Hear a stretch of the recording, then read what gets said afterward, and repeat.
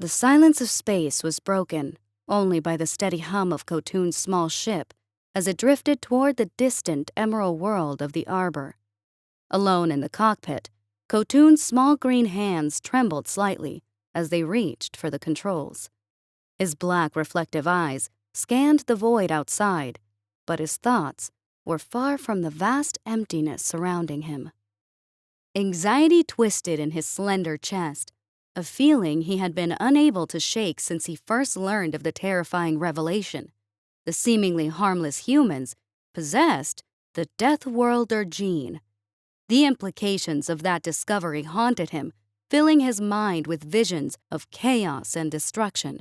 He had read the reports, heard the whispered rumors.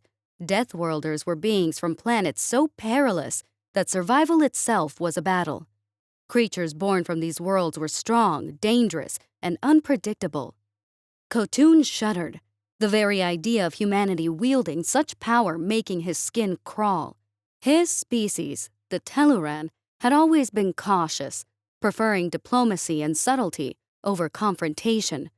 The thought of a species like humans, unpredictable and seemingly limitless in their potential for violence, was more than he could bear.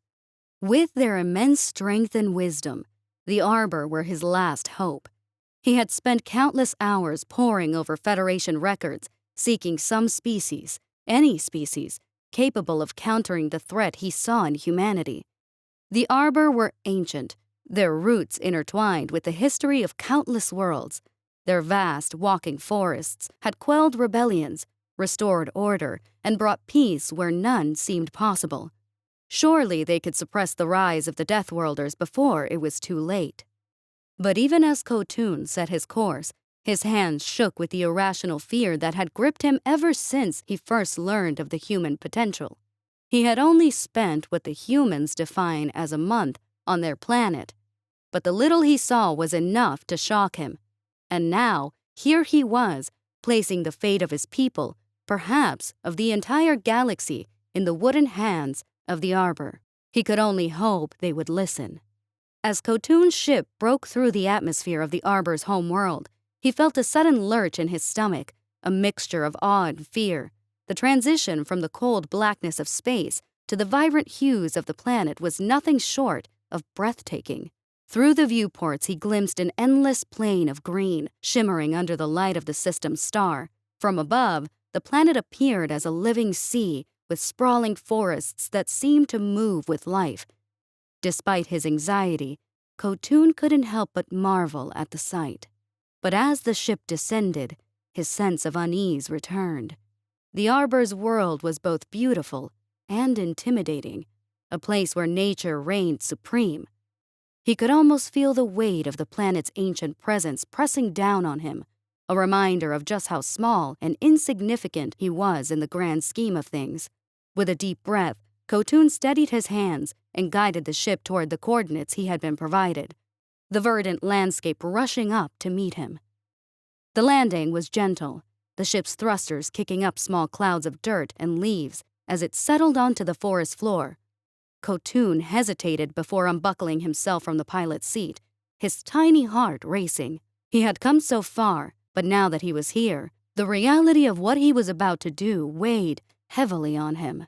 He would step out into the world of the arbor and alert them about the dangers of humanity. Upon opening the ship, his nostrils were filled with the scent of soil and leaves, the forest around him dense and silent. Khotun looked around, his black eyes narrowing as he surveyed the towering trees surrounding him. At first glance, it seemed like any other forest, a place of towering trunks and thick underbrush. But he knew better. Reaching for his portable scanner, a compact device strapped to his belt, he swept it in a slow arc around him. The readings confirmed his suspicions. No signs of the arbor, no signs of sentient life. It was just a forest, at least on the surface. Khotun frowned, a feeling of unease creeping up his spine. The arbor were here. Somewhere. They had to be. He hadn't come all this way just to find an ordinary forest. He refused to believe that. With renewed determination, Khotun made up his mind. He would have to venture deeper into the forest to find them. He reached into the small compartment at his side and pulled out his universal translator, a sleek silver device that fit comfortably in his hand. He clipped it to the collar of his fitted dark green suit. Next, he grabbed his datapad, a slim rectangular device that contained all the information he had collected about the humans, the terrifying Deathworlders who tricked their way into the Federation, pretending to be friendly. With everything in place, Khotun took a deep breath, steeling himself for the journey ahead. The forest loomed before him, dark and uninviting, but he had no choice. He believed the fate of his people depended on him finding the arbor and convincing them to help him contain the humans. Adjusting the strap on his shoulder bag, Khotun set off into the depths of the forest, his heart pounding with each step as he ventured into the unknown. Khotun moved cautiously through the forest, each step taken with care as he swept his scanner across the towering trees. The dense foliage above filtered the sunlight into patches, casting shifting shadows on the ground that played tricks on his eyes. His tiny boots crunched softly against the underbrush, the silence around him broken only by the occasional rustle of leaves. Despite the beauty of the forest, a growing sense of unease gnawed at him. He had been walking for what felt like hours, yet every scan yielded the same result. No signs of the arbor. The further he ventured, the more doubt crept into his mind. Was he on the right path? Was he truly prepared for this encounter? Just as the seeds of worry began to take root, something caught his attention. Ahead, a massive tree loomed, its bark dark and gnarled, its branches swaying ever so slightly, despite the absence of wind. Khotun froze, his heart skipping a beat as he noticed the roots beneath the grainy soil. They were moving, slowly. Deliberately, they shifted and curled, as though the tree was breathing, alive in a way the others were not. The branches, thick and heavy, seemed to reach out as if testing the air around them. His scanner beeped softly, confirming what his eyes already told him. This was no ordinary tree. Khotun hesitated only a moment before he activated his universal translator, the device humming to life as it synced with his neural patterns. Taking a deep breath to steady his nerves, he stepped closer and spoke, his voice firm despite the fear still gnawing at him. "I am Khotun of the Telluran," he began, his voice carrying through the translator's small speakers. "I come from a visit to Earth, the homeworld of a new species in the Federation. I must speak with you about a grave concern. During my time there, I discovered many concerning things about the humans." For a moment, there was nothing. The branches that had seemed so alive a moment ago stilled, the roots halting their slow, graceful movements. A heavy silence fell over the forest, and Khotun's heart pounded in his chest, his earlier confidence faltering.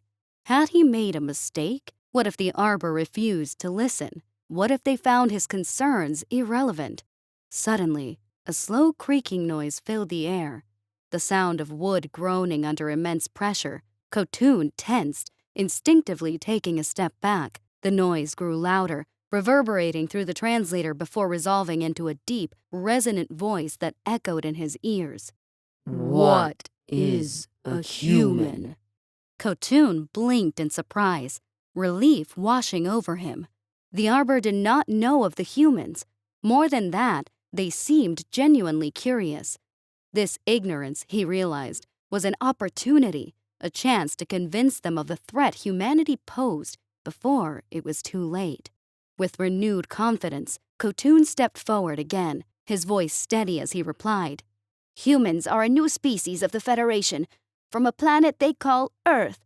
I stayed in their world for a month, observing their ways, learning their history, and in that time I collected proof that they are the same as the Deathworlders, those dangerous beings from hostile worlds. Their planet is harsh, unpredictable, and they have adapted in ways that make them formidable. I fear what they might become if left unchecked." He reached into his belt and pulled out his datapad, ready to present the evidence he had painstakingly gathered. "I have data, proof that they are a threat to all of us." The forest around him remained still, the massive tree before him silent, as it processed his words. Khotun felt the weight of the moment pressing down on him, as if the future of the galaxy was hanging in the balance. Suddenly, the giant branches of the arbor began to move, cutting through the air like whips. The sound was sharp and intimidating, making Khotun flinch instinctively. He quickly realized the arbor was speaking again. We cannot see the small Turlin device. The deep voice echoed through the translator, its resonance sending a wave of fear through his body. Khotun cursed himself inwardly for not considering something so obvious. While humans were taller than him, the arbor were on an entirely different scale. To them, his datapad must have seemed insignificant, barely visible among the vastness of their world. Feeling a flush of embarrassment, Khotun quickly bowed his head. "I apologize for my oversight," he said humbly. "If you are willing to listen, I can explain the data to you." The branches moved again, their rustling filling the air with a constant creak. Khotun had begun to recognize this movement as the arbor's way of communicating. He waited, tense, hoping he hadn't offended them. Finally, the voice returned. Speak. Relief flooded through Khotun, and he couldn't help the surge of happiness that made him start talking faster than he intended, eager to make his case before the arbor could change their minds. "Thank you. The first thing my species noticed about the humans was their reckless behavior. The way they find joy in risking their lives. They do crazy things for fun, like jumping from airplanes, with nothing but a piece of fabric to slow their fall, or jumping off bridges and cliffs into water. They even scale dangerous mountains and dive into oceans filled with predators, all in the name of entertainment." Before Khotun could continue, the arbor interrupted him, their branches swaying gently as the voice spoke again. Some species are strange. That alone does not make them a danger. Khotun frowned, disliking the direction this conversation was heading. He hadn't expected the arbor to be so dismissive of the very traits that filled him with such fear. He quickly pivoted, his voice taking on a more urgent tone. "It's not just their recklessness," he insisted. "The humans are not united. They divided into countless groups, each with their own beliefs and their own territories. They've drawn borders across their world, lines that they refuse to let others cross. They can't even agree amongst themselves, and that makes them unpredictable and dangerous." The branches stirred once more, their slow, graceful movements signaling another response. When the voice from the translator spoke, it carried a tone of gentle correction, almost as if a teacher were guiding a student. Territorial behavior is not uncommon among species. The arbor began.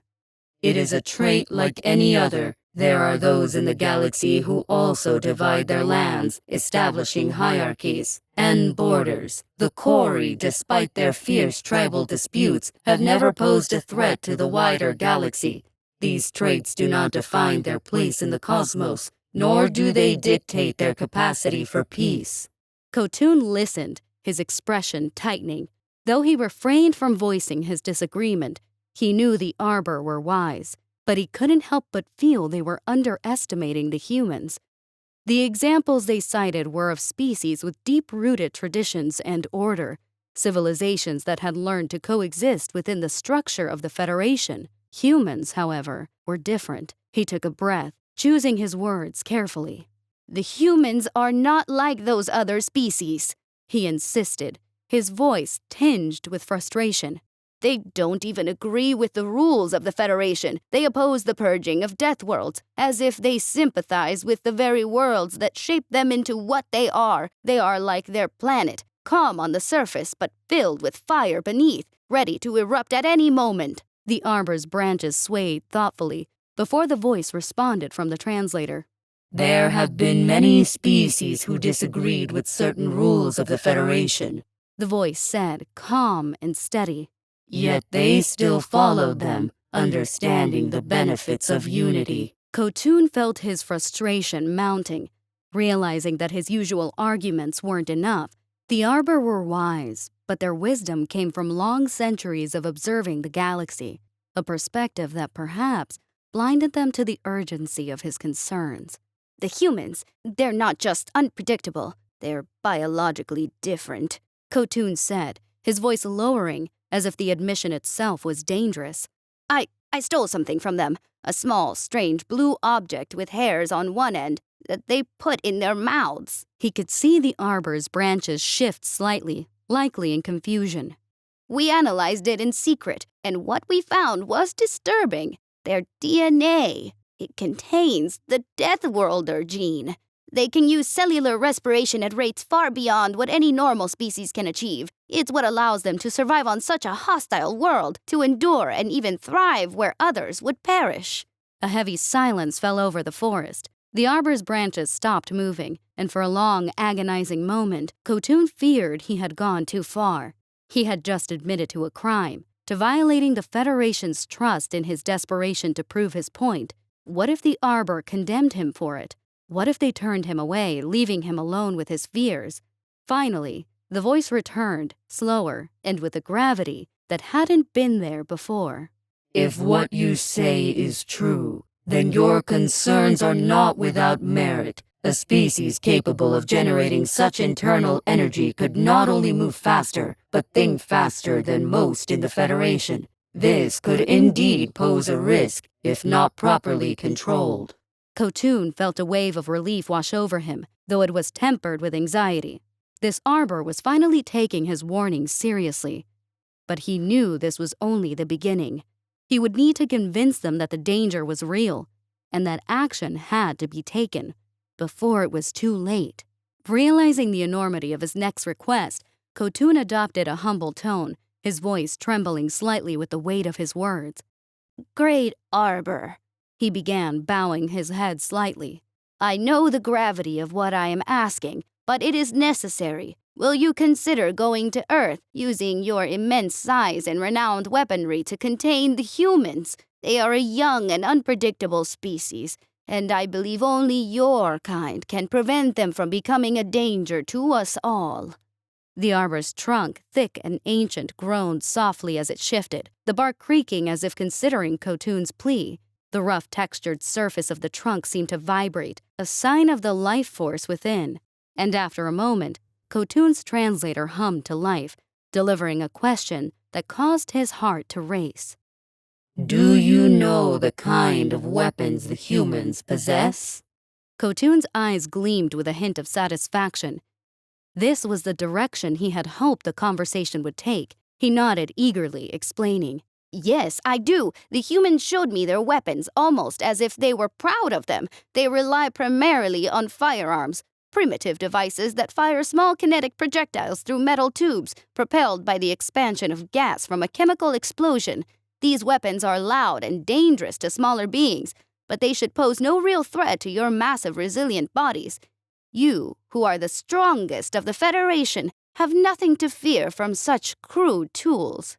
As he spoke, the arbor's trunk shifted again, the bark rippling as if in contemplation. The thick bark, resembling the skin of an ancient creature, seemed to contract slightly, a subtle expression of concern. Then the voice came again, from the translator.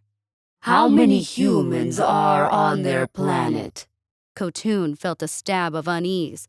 The truth was daunting. The humans outnumbered the arbor significantly. He hesitated, realizing that this could weaken his argument, but he couldn't afford to deceive the arbor, not entirely. He decided to speak the truth, but to soften it with flattery, hoping to appeal to their pride. "There are millions of humans," he confessed, his voice steady but laced with reverence.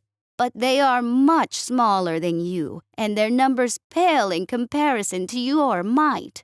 The arbor's trunk groaned again, this time a deeper sound, as if contemplating the gravity of Khotun's words. The bark seemed to ripple, displaying a texture that almost resembled the furrowed brow of a contemplative elder. The branches above swayed gently, the leaves whispering secrets to one another as they considered the implications of what Khotun had said. As the silence stretched on, Khotun held his breath, praying that his words had struck the right chord. The reply that came through the translator was brief and direct, yet it carried the weight of decision. "I will forward your request to the council," the arbor said, the translator echoing the ancient voice with a low, resonant hum. "Follow me." Khotun, unsure of how the arbor would move, felt a moment of hesitation. but he quickly pushed it aside, bowing his head in respect. "I will follow." The massive arbor began to uproot itself, and Khotun watched in awe as the creature shifted. The ground trembled as countless roots, thick and sinewy, emerged from the soil, intertwining and twisting together to form two colossal legs. Each step the arbor took was accompanied by a deep, resonant rumble, the ground shaking beneath the weight of the ancient being. The sight was terrifying, the sheer power and majesty of the arbor on full display. Khotun followed as the arbor led him away from the dense forest and out into a plain. The open space was unlike anything he had seen before, vast and filled with the towering forms of countless other arbor. They stood like living monoliths, each one a living proof of the incredible blend of plant and animal that defined their species. Khotun was spellbound by the sight, the sheer number of these ancient beings filling him with a sense of significance and awe. Here, among these creatures, he felt the true weight of the arbor's power, a power he hoped would be enough to contain the rising threat of humanity. The arbor whom Khotun had first encountered began to communicate with the others, their branches swaying and trunks groaning as they exchanged thoughts in a language as old as the trees themselves. The entire night was consumed by their deliberations. Khotun could only watch and wait as they discussed the fate of the humans, feeling a mixture of anxiety and anticipation. Finally, as the first rays of dawn filtered through the canopy, the War Council was assembled, and Khotun was officially admitted into their world as a diplomatic guest. The days that followed were a stark contrast to the tension he had felt earlier. With his diplomatic status secured, Khotun returned to his ship to report back to his species, his message filled with cautious optimism. After his duties were complete, he returned to the arbor world, where he found himself enjoying a rare period of calm. As a guest, he was granted privileges and protections, and the vast, serene landscapes of the arbor home world provided a sense of safety he had never experienced on Earth. Here, among these ancient beings, life moved at a slower pace, free from the chaotic energy that had unnerved him during his brief stay on the human planet. But the tranquility was not to last. The day finally came when the arbor began their preparations for war.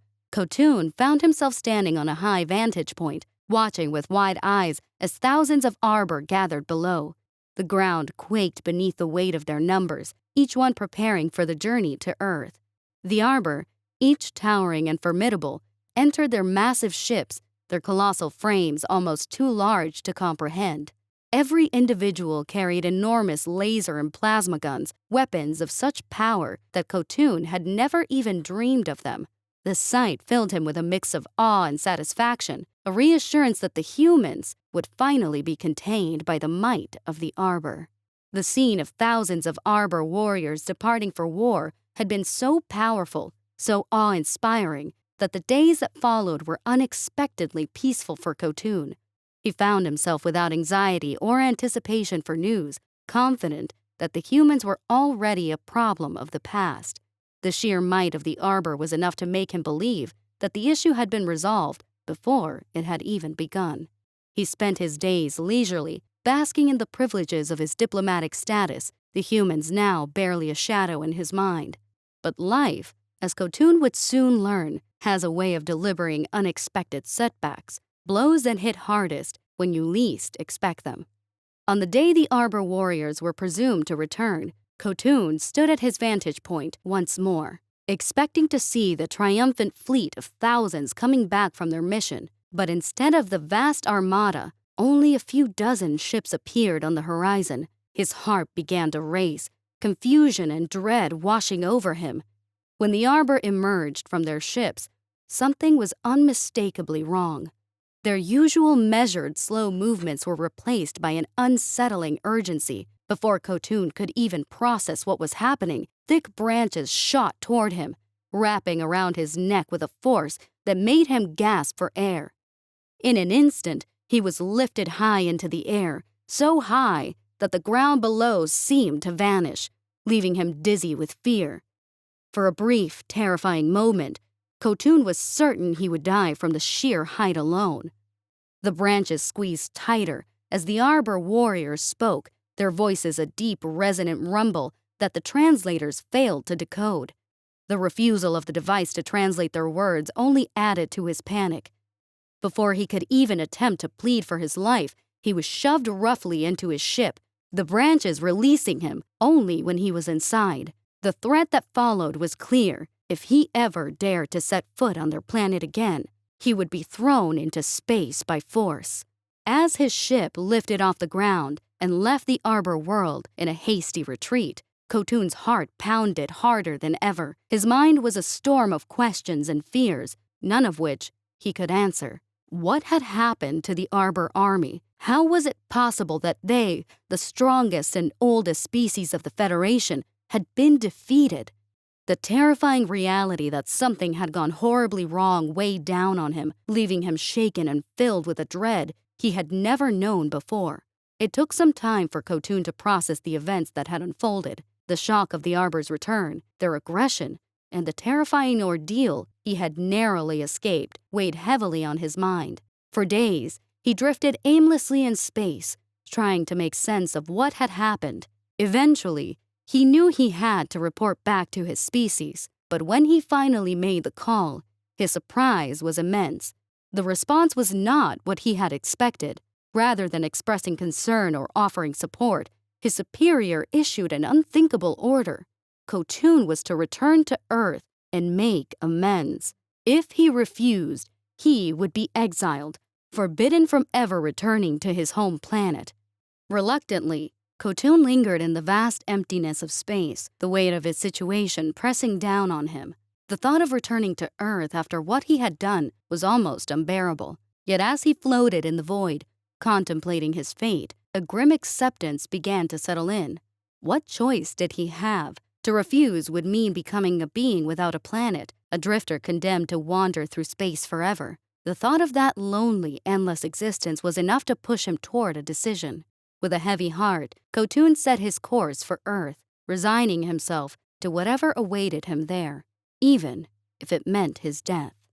As he approached Earth, Khotun's anxiety mounted. He expected the worst, a fleet of human ships with their weapons locked on him, ready to obliterate him for his role in the Arbor's failed invasion.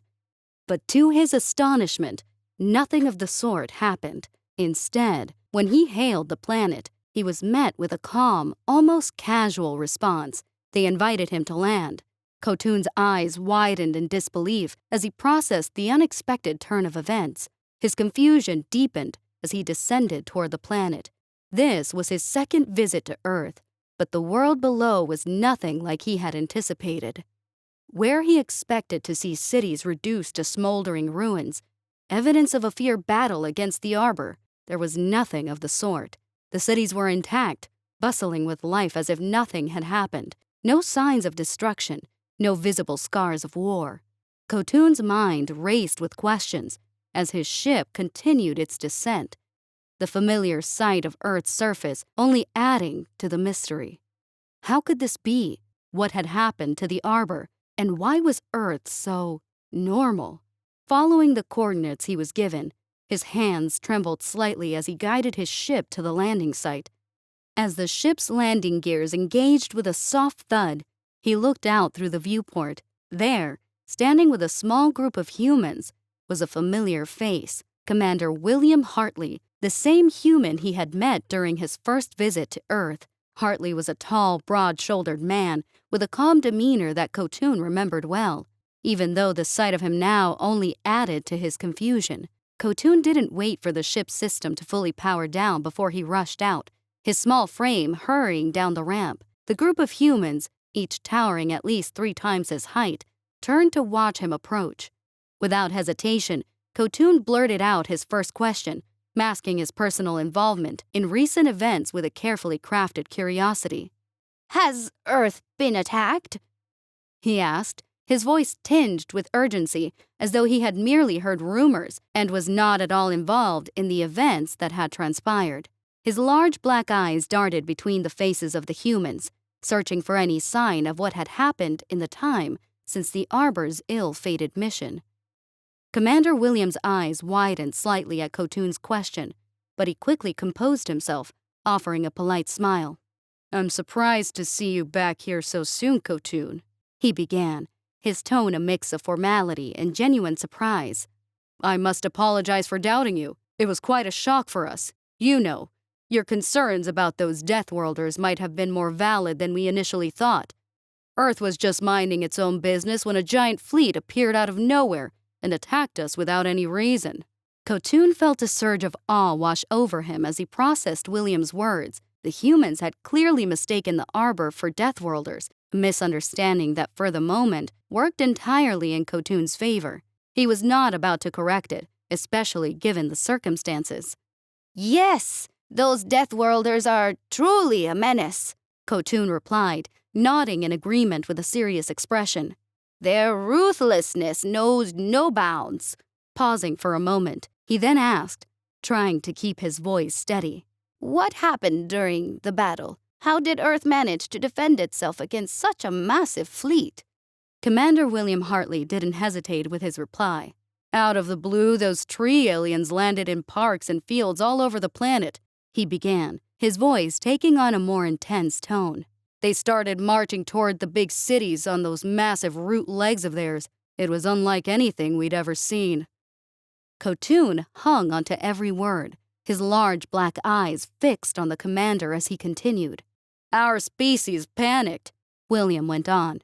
People rushed to the stores, buying and plundering everything on the shelves. It was chaos. The army mobilized quickly, setting up defensive fronts around the cities in a matter of hours, ready to engage the enemy. Khotun could almost see the scene as William described them, the mass hysteria, the frantic preparations, and the inevitable clash.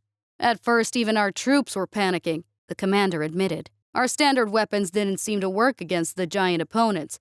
It was like shooting at mountains, but then someone tried flamethrowers and everything changed. The tide turned in a matter of minutes. Those tree aliens couldn't handle the fire. Hours later, we tested more weapons, and even farmers joined the front lines, using their crop duster planes against the tree aliens. We were scoring kills in the thousands. Khotun listened intently, but his confusion only deepened. How did Earth take no damage? Commander William Hartley and the other humans around him stared at Khotun for a moment, the weight of the battle's aftermath clearly etched on their faces. William broke the silence first. Humanity didn't exactly take no damage, he explained, his voice a mix of pride and weariness. Many of our supply chains were broken during the chaos. Even now, many common items are missing from the shelves. He paused, then added with significant emphasis. But what's left of those tree aliens is helping us with that. Khotun was truly flabbergasted, his mind reeling. What is left of them? What do you mean? He asked, his voice trembling with disbelief. The group of humans exchanged worried glances, a silent conversation passing between them. Finally, William spoke. We could show you, if you want. Khotun agreed, his curiosity piqued and his confusion deepening. Moments later, he found himself climbing into a human vehicle, its massive size making him feel even smaller. The ride was brief but tense, each moment an eternity. The vehicle eventually stopped in front of a huge structure, imposing and industrial. It had a ceiling but no walls, the open air allowing a glimpse of the vast space within. Khotun stepped out, his heart pounding in his chest as he followed the humans inside, eager and anxious to discover what horrifying secret lay within. The humans guided Khotun inside the structure, and the sight that greeted him did more than freeze him. It nearly broke him inside.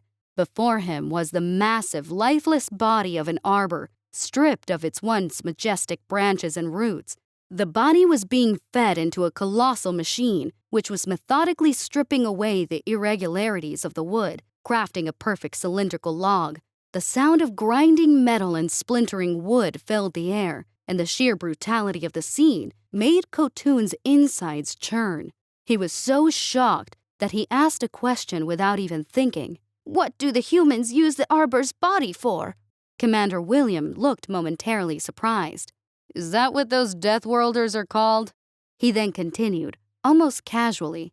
Well, nothing goes to waste. Their bodies are being put to good use, for construction mostly, or even to make broomsticks to clean up the mess they caused.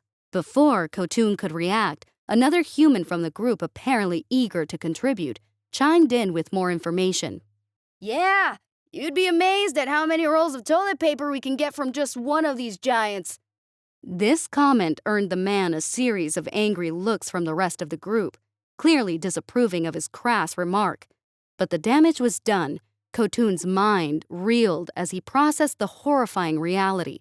Immediately he asked, What is toilet paper? What followed was an awkward explanation, one that Khotun barely registered. The very little he could understand of what had become of the mighty and powerful Arbor was enough for him to make the decision to leave the human planet on the spot. The conversation that ensued was filled with Khotun making excuses to return to his ship, his mind already grappling with yet another tough decision. As Khotun sat in the cockpit of his vessel, staring into the abyss of space, the weight of his choices pressed down on him. The decision before him was stark. Should he throw his ship into the human star and ensure that the fate of the Arbor died with him? Or should he contact his species and explain to them, perhaps with more urgency than ever, why it wasn't a good idea to mess with the humans?